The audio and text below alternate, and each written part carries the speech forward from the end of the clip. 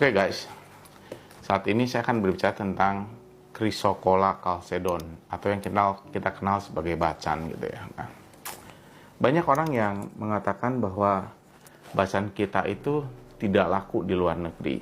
Nah, sebenarnya bukan masalah laku atau tidak laku, belum ada permintaan pasarnya. Kenapa? Permintaan pasar itu tidak terbentuk. Nah, kita akan berbicara tentang sejarahnya jade atau kita kenal giok ya. Giok dengan bacan itu tidak memiliki perbedaan yang cukup jauh. Sama-sama berwarna hijau, sama-sama ada yang kristal, ada yang tidak kristal, sama-sama ada yang warnanya ini hijaunya bermacam-macam warna. Bacan juga punya hijau yang bermacam-macam warna gitu ya. Ada yang cenderung mulai keabuan, hijau tua, hijau kebiruan, nah itu macam-macam. Nah, kenapa giok atau jade punya market di seluruh dunia? Itu saya kasih tahu. Karena jade itu mulai disukai pertama kalinya udah ratusan tahun oleh orang-orang dari negara China.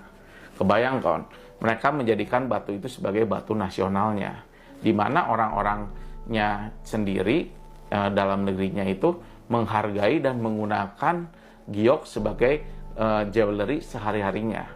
Karena mereka udah ngerti bahwa ada unsur-unsur apa di dalam jade ini yang bisa membawa energi yang baik terhadap tubuh si pemakainya. Nah, oke. Bacan kita itu masih baby, baru ditemukan mungkin berapa puluh tahun yang kemarin. Nah, tidak bisa semesta-mesta langsung menjadi batu yang bisa digemari oleh penduduk di seluruh dunia. Nah, kita harus awali dulu juga dari menjadikan batu bacan itu sebagai batu kebanggaan Indonesia, di mana biar orang-orang mau memakainya, dibuat perhiasan, digunakan sehari-hari, dan mereka harus mengerti fungsinya. Chrysocolla itu yang kita pelajari dalam namanya crystal healing, dia itu memberikan keberanian terhadap seseorang untuk berbicara dari suara hatinya. Itu satu. Terus yang kedua, dia juga memberikan kebijakan dan pengetahuan yang membuat suara hati lebih menjadi terdengar. Sehingga Anda memiliki satu kebijakan. Karena suara hati selalu akan memberikan perintah atau suara-suara yang berdasarkan kebaikan. Nah, itu akan semakin terdengar kalau kita menggunakan bacan. Nah, ketiga, unsur hijau sering bilang bahwa itu dia memberikan healing teknik atau misalnya kesehatan. Nah, jadi istilahnya orang yang memakainya akan memikirkan, punya pikiran bagaimana caranya hidup mau sehat. Nah, karena Chrysocolla kita nggak murni, tapi kita ada Chrysocolla chalcedon, berarti kita harus dipandang dengan fungsi dari chalcedon ya. Nah, chalcedon itu dia memiliki, kalau pemakainya membuat orang memiliki relationship yang semakin baik atau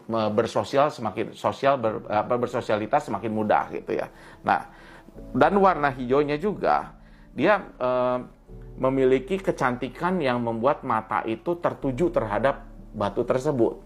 Nah, jadi saya nggak mengatakan batu kita itu namanya bacan kalah pamornya sama safir, kalah sama ruby, bukan. Karena itu tidak layak untuk dijadikan pembanding. Nah, jadi kita jujur, dan saya udah pelajari, bacan di negara kita, Chrysocolla chalcedon, itu tidak ada di negara-negara lain, mau di Afrika, Sri Lanka, segala macam tidak ada. Tapi kalau Chrysocolla-nya aja, atau chalcedonnya aja, itu ada di negara-negara lain. Tapi yang berbaur menjadi satu sama kita dan menjadi bersih warnanya dan menarik, itu nggak ada. Jadi kita harus bangga dengan batu kita, si bacan ini. Nah, bagaimana caranya membuat bacan ini menjadi populer di negara luar negeri? Syaratnya cuma satu. Kita sebagai bangsa Indonesia mulai menggamari dulu bacan dan memakai bacan menjadi perhiasan kebanggaan kita. Setelah itu nanti orang-orang akan tertular dengan kebiasaan kita. Seperti, saya nggak tahu ya, sejak kapan batik mulai menjadi menjadi barang koleksi untuk orang-orang asing.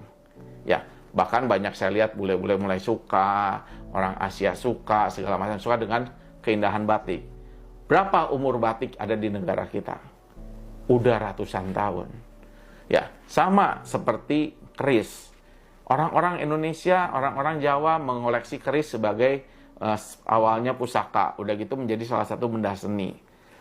Dan itu juga membuat orang-orang asing menjadi tertarik untuk mengkoleksi si keris ini. Karena setelah dia belajari dan segala macam, tidak mudah untuk membuat keris. Nah, dan setelah kita sukai, sebagai bangsa kita sukain, kita koleksi, itu membuat orang-orang dari luar pun tertarik. Jadi, untuk mempopuler bacaan kita harus membuat populer dulu di dalam negeri. Jadikanlah batu itu menjadi perhiasan sehari-hari kebanggaan dari kita. Dan saya jamin, dalam waktu ke depan, itu akan menjadi populer juga di luar negeri. Jadi, jangan masih baby udah ditawarin ke orang lain. Tunggu nanti kalau saat dia udah remaja, ya, di mana dia rupawan, kebeautiannya, keindahannya, segala macam udah muncul, karena banyak orang Indonesia yang pakai, saya jamin permintaan pasar akan muncul dari luar negeri. Thank you.